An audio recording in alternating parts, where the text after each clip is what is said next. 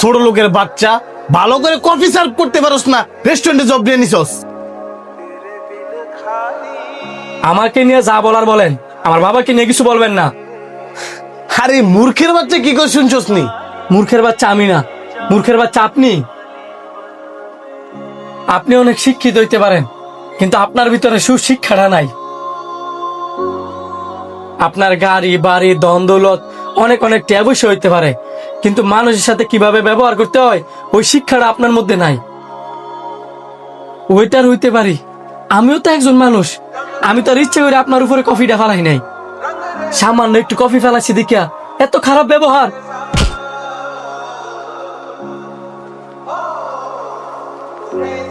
Sir আপনিও, তুই সামান্য একটা ওয়েটার হইয়া আমার কাস্টমারের সাথে দুর্ব্যবহার করার অধিকার তো রেখে দিছি।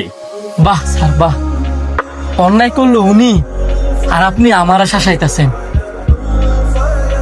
আমি গরিব দেখিয়া সামান্য একটু ভুলের কারণে উনি আমার মারছে, আবার আপনিও আমার মারতেছেন।